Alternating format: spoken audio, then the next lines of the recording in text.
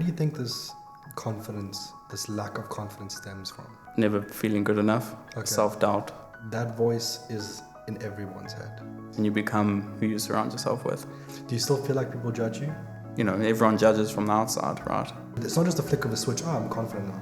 The process isn't ending. What are you allowing yourself to tell yourself? You also need a man to learn from. You never think about the role you play in someone else's life. Life's short. Stop chasing things. Imagine living life like you're holding a remote. You're in control, but you've never pressed play. Now, confidence is like having control, but finally pressing play. Today, we're speaking about what it's like to have confidence, to live with it, live without it, and really how to get it. And that's why we have Gavin. Gavin has made his life's mission to help people develop confidence because he's had the most profound change in his life, his circumstances, his career, and his relationships through developing confidence. And we're hoping that by you listening in, we can instill some of these principles and some key takeaways that might help you. So Gavin, where were we? Tell me about what life was like with you in the very beginning. I mean, let's talk about this journey of confidence. I kind of want to define it first because confidence is weird the way it's sort of elusive. It's super connected to yourself. At the same time, it's difficult to quantify, yet you feel like you could pinpoint people in a lineup and be like, that guy looks very confident. So it's a weird one, right? How do you see it? Well, I saw it just like that. You know, I would always look at others and say, well, that guy looks confident or that girl. But how do you know? They might not be confident inside. So it kind of started with maybe the physical features of someone, and that was specifically for me. So I always I was never self-confident or happy within myself. When I was in relationships, I kind of looked at for someone to complete me. And after I had a relationship that ended in 2021, I kind of just took a step back and said to myself, you know what, I'm not happy with myself. How do I get to being self-confident? I guess the funny part is this, with confidence. You mentioned that it started with appearance, and I get that because you're in school where it starts, or you're in the workplace. The people that seem to be the loudest, maybe even obnoxious, those guys seem to resonate this confidence, and you just assign that this person feels he must be very self-assured. But that's not always true. I mean, the archetype of the bully who's super loud, seemingly confident, you start to learn in every movie, there's a whole other story to this guy, and he's actually very insecure. The question is for you, your approach initially was the looks. Was the looks, and that's what's started my self journey. I wasn't happy with my looks, so wasn't happy with my hairline, so I did a hair transplant. Wasn't happy with my attire of clothes, so I kind of went through a whole new wardrobe change, and that starts on the physical features kind of make me more confident. Okay. But confidence actually is, once you go through the physical appearance, it actually is within. Yeah. But I guess the part for me is how did you, when you looked at yourself and you're like, I need to change how I look, how did you model what needs to be changed? Because that's a complicated question in itself. Who did you look at, or how did you even go about the process of knowing what to change? So your friends will always kind of give you the honest answer. Okay. And the people within your circle always help you. So it started with that process, but also you'll take viewpoints from others, but you need to focus on your own. Okay. So for me, it was always looking in the mirror, you know what, I actually need a change. So go to the shopping mall, try on a whole bunch of new clothes, and actually wear them and get other people's opinions. And that's how it starts. Where do you think this confidence, this lack of confidence stems from? What's the root of it for you? I think it could have been school days of never having the feeling of never being good enough. And I think we all struggle with that. Mm-hmm. What is our purpose? You might compare yourself to someone else, but I think you don't need to. And who would you say made you feel like you weren't good enough? Bullies. Okay, that's interesting. Yeah. So would you say a lot of that does stem from your environment at that time? It does. Okay. It seems like you had a good network of people that were kind of supporting you through the transition phase. Did you open up to them about the fact that, you know what, this is an issue for you and you're trying to work on it? Or was it that they always know? How did that come about? So there was never me actually vocalizing it to others. Mm-hmm. It was kind of just me doing it, quietly, but only to a point where I told them, and not everyone. And it was mainly also family. What is the next step for me? So what were those inner feelings? Well, if never feeling good enough, Okay. self-doubt, why am I doing this? And how did that manifest in your life? Because, I mean, it's one thing to feel self-doubt and feel like this lack of confidence, but how would you say that actually manifested? So I think the manifestation kind of starts when you're keeping everything in. Okay. And I think it's just important to always vocalize it, communicate it, and tell others how you actually feel. Because I think also through my self-journey of not only self-confidence, but feeling good enough, to be an actual man, you've got to be vulnerable. And I think most of us men struggle with that, vulnerability. And I obviously know this, and I kind of want to touch on it now. You didn't grow up with a father figure. No. What role do you think that played in your lack of confidence? I think the fear of the unknown, or not having someone to look up to. But my mother, she was my mother and father. She taught me to be the old school romantic and always be the man that I was meant to be. But you also need a man to learn from. And I didn't have that. Yes, you have uncles and you have other father figures, whether it be mentors, but they're still not your dad. It's very difficult. It's different. It's very difficult. I can obviously really empathize with your mom. Doing her best to play both roles. But I guess the funny thing is, and I learned this now with my daughter when I was reading a book, a neuroscientist was speaking about the development, how children develop. And you can tell kids anything you want, but fundamentally they imitate. That's how they learn. Correct. So even if you have a parent that tries to play both roles and do that for you, you lack the father figure to imitate. And like, because no person can be both. Yep. You can do your best, but that could possibly be, and that also explains to me why your initial response was to focus on the physical. Yep. There's an interesting story that I read that kind of emphasizes to me what it's like living without confidence. It's a story that I'll label it the elephant in the rope, for lack of better term. And really, it's about there's this guy walking past a circus, and he saw a whole bunch of elephants being held down by just a very thin rope tied around their legs. Now he looked at it and thought, man, this is really odd. I mean, surely this elephant at any point in time could just walk away. And he was so struck back by it that he went over to one of the guys working at the circus and he said, look, I mean, how is it possible that this little thin rope is holding back this elephant? And the guy said, well, it's actually really easy. When they were born, we tied the same thin rope to their leg and they just never knew that they could leave. And that has held them back ever since. And I think about that a lot of what it might be like to live without self-confidence. Like it's a limiting belief factor that holds you back. And I really want to talk about the fact that you came in here and you said, Marco, I almost called you to cancel, but I didn't because this was a part of my journey to overcome to overcome something that's uncomfortable for me. Yep. Just take us back to that moment for a second, because I feel like that is so much in this ballpark of what it's like to have this limiting belief or the lack of confidence, and you overcoming it. I think is phenomenal. So kudos to that. Thank you. Talk to me about that process. What that was like. You might go through the steps of, I am self-confident, but it's a constant journey.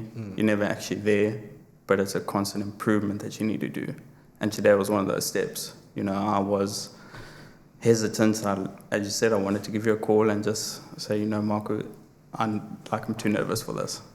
But this is another step in the self-journey to make me confident in another step. I might have ticked the boxes and everything else, but there's still a whole list I need to go through. And this is one of them. So thank you for the opportunity. No, I think it's so cool You never think about the role you play in someone else's life. You did this podcast. I've done it now a few times.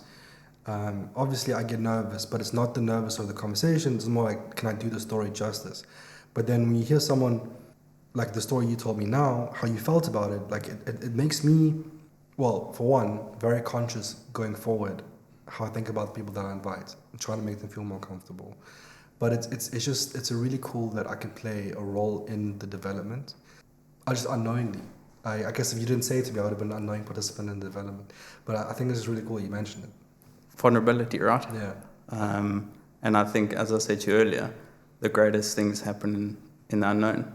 Would you say having been that vulnerable a moment ago helped you deal with the uncertainty? Yep. Because then others get to know you. I think it's a really great principle, you know, that so now this is not as deep as what we just said, but I think about when you make a mistake in an interview or when I make a mistake on the podcast, when you actually bring awareness to the mistake and turn it into something else, it's not a mistake anymore. It's part of the act. Yep. Even if you're on theatre, it's like one of the rules. Just keep going. And I think about you doing that. It has a very similar appeal to me, where if I speak about it, suddenly the feeling goes away. It's obviously the difficulty is in the act. It's that muscle of building, being vulnerable. But how did you go about actually learning to be more vulnerable? I think it started with asking people and just not being afraid. And I know that's easier said than done. Mm-hmm. But everyone's, at the end of the day, is always going to have a viewpoint. But it's your own viewpoint that you should actually take to heart. But just always openly speak and not be afraid. Who was the first person you opened up to about it? It's a tough one. Probably my mom. She's always my go-to. Mm-hmm. And I know I might get emotional right now, but she's my go-to person. And how did she take it? How did she take it? Yeah, talk about that conversation. What was that like? It's difficult because your mom's always going to worry, so there's always more to it. But she also understands. And you always start with your family, and then you'll start with, friends. Take me back to the moment where you had this conversation for the first time, because I think it's quite significant. It's the first time you bring it up to anyone. It's something you admit. It's deeply personal. Do you remember what you said? Do you remember how you said it? I think for my mom, it was, with mom, I have a lot of self-doubt with myself. I've gone through this process. Obviously, she's starting to see a change.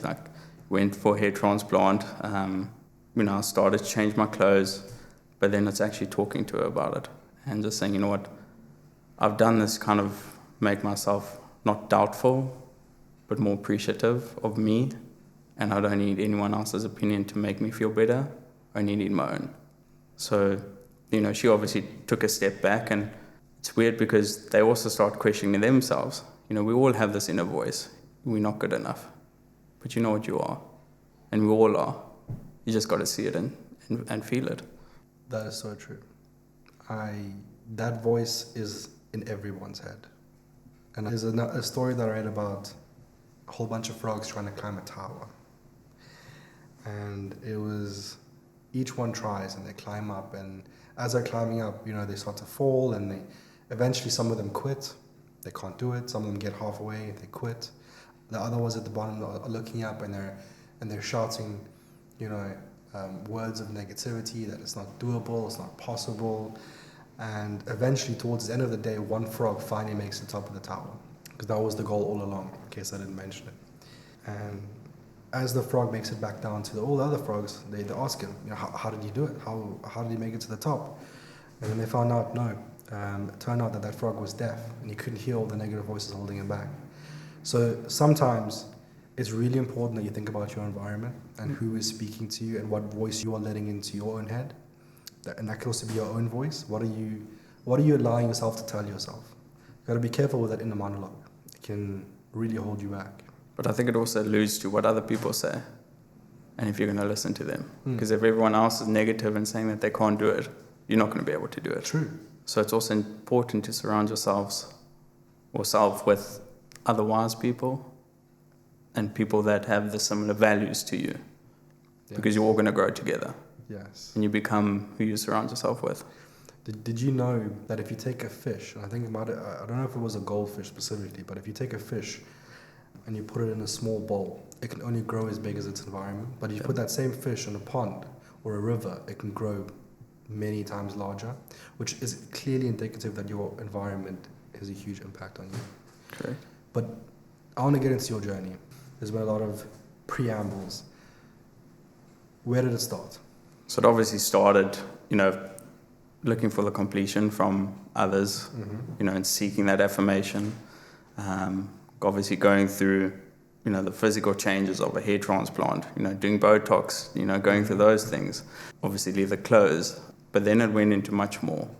Cape Town actually became, a place where I kind of didn't have anxiety anymore, because having doubt and not being self-confident brought on anxiety and that feeling of not being good enough.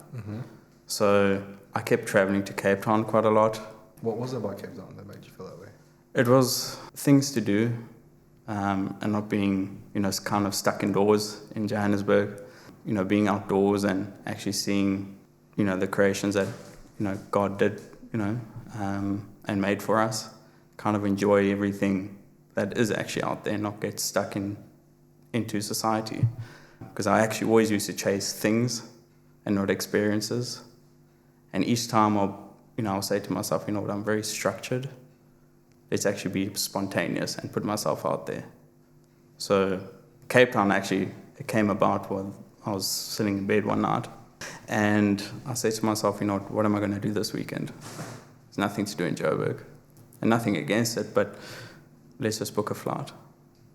Booked a flight, left the next morning, ended up in Cape Town, and didn't know where I was going to stay.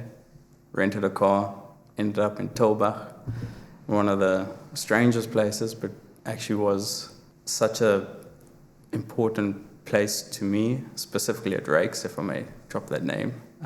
Well, tell me, what is that place? So Rakes is actually a wine farm in Tilbach, and the first moment I walked in there, I said to myself, what, I'm at peace, and I'm happy with myself.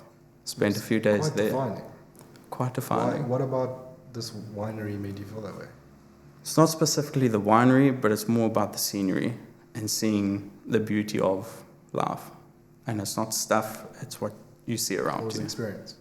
So there's not much to do there. It's kind of, you're kind of at peace. You're kind of just looking at the scenery. But it's kind of more, it was at the moment where I kind of looked more within. And I was actually happy with me. And it's also that time alone and not having people next to you all the time is when you become comfortable with yourself. So it's also at those moments where I started being like, okay, well, you know what? I can go to dinner on my own.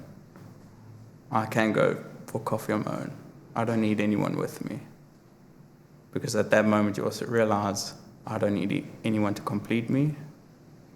At that stage, the next stage, you're kind of like, well, I need someone to compliment me because I'm complete within myself. That's lovely. I don't need someone to complete me. I need someone to compliment me. Yeah. I like that. There's this, like, when you're a kid and they're like, I always heard this so often growing up.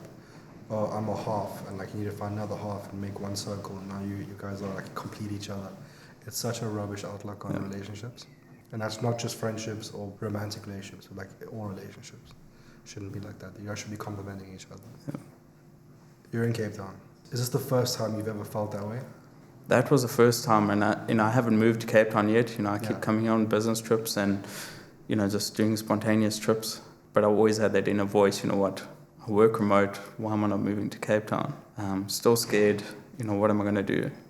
So I kind of carried on my life in Johannesburg. And then in December, I think it was 2022, I was in a car accident. I was going to boxing just before Midrand off ramp. It was raining, wasn't driving fast in the fast lane, and my car aquaplaned. Went straight into the barrier, saw my life go by. Walked out with no injuries. My car was actually also alright. Managed to drive to the nearest police station. But during that moment, it was kind of like an answer to me, what, life's short. Stop chasing things. You don't know if you're going to be here today or tomorrow.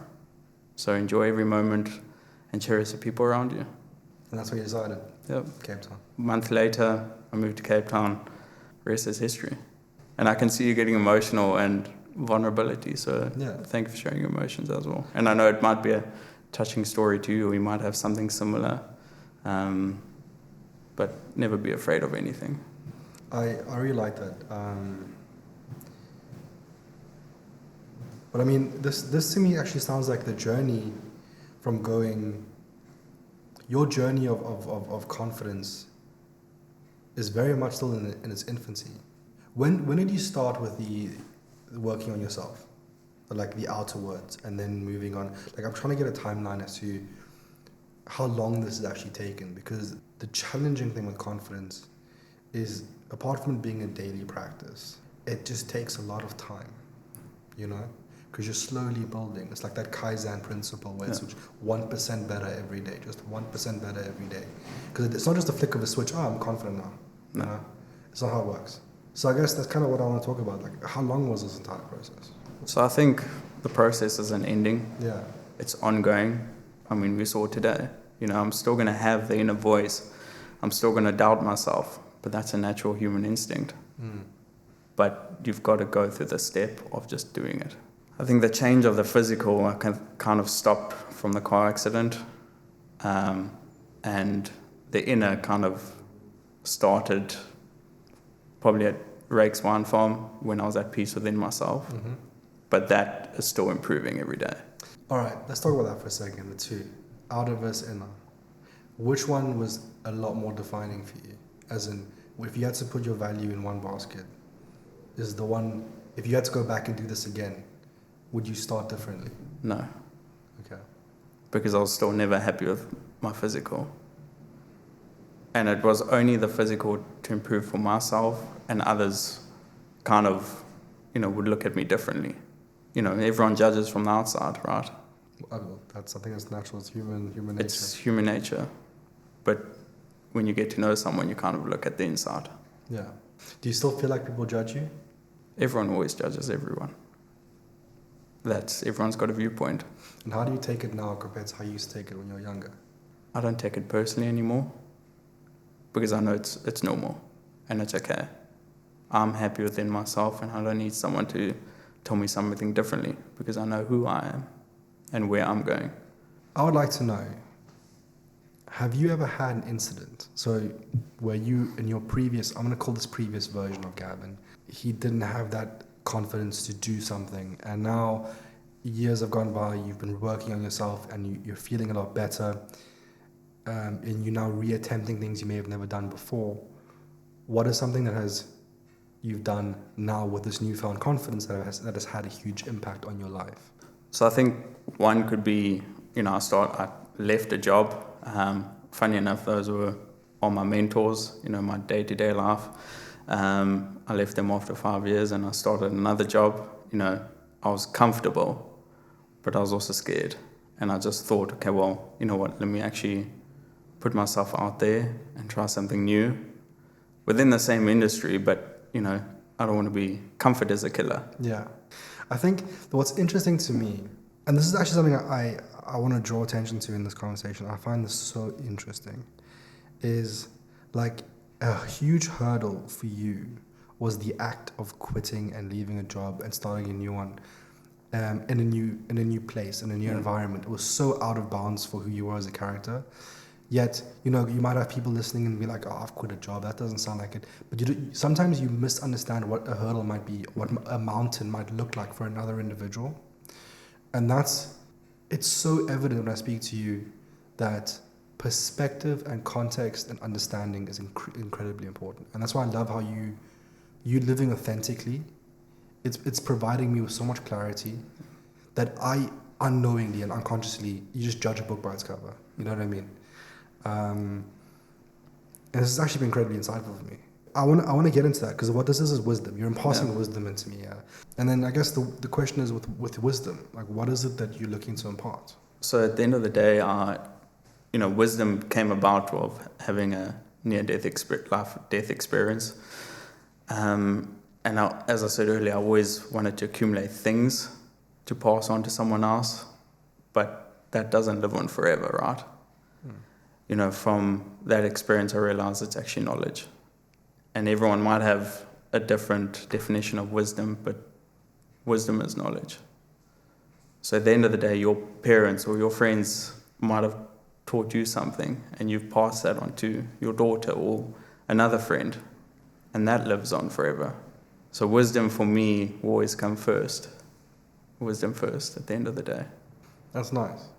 What is the specific principle that you truly hold dear, that you would like to pass on? Vulnerability. Specifically for men, because the actual definition of a man is someone that is vulnerable and not afraid to tell his feelings, because women need to know our feelings. You know, in society, we were taught to be the man of the household and not show our fear or emotions, because if you do it, you're not a man. But a true man is someone that actually is vulnerable. I love that. And I completely agree. I think currently, the one thing I can clearly see that is lacking in today's world, for men specifically, are good role models.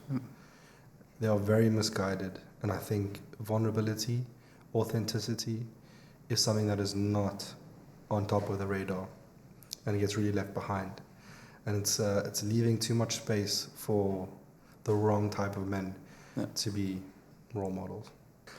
Gavin, I really want to thank you for coming out today. I genuinely appreciate it. I think, and I'm really happy that I could play a role in your development. I think it's fantastic. Something that I'm going to cherish, taking it away. Do you have any final remarks? You want to, maybe any shout outs? You can, really, the floor is yours. Shout outs. That's a long list. No, I think at the end of the day, everything always happens for a reason. And I think this is my closing remark. Whether it's positive or negative, if it's negative, there is a positive in it. You just got to see it. And it's not on your timing, it's on God's timing. And people come into your life for a reason. Whether they leave or they stay, it's for a reason. And cherish every moment for it.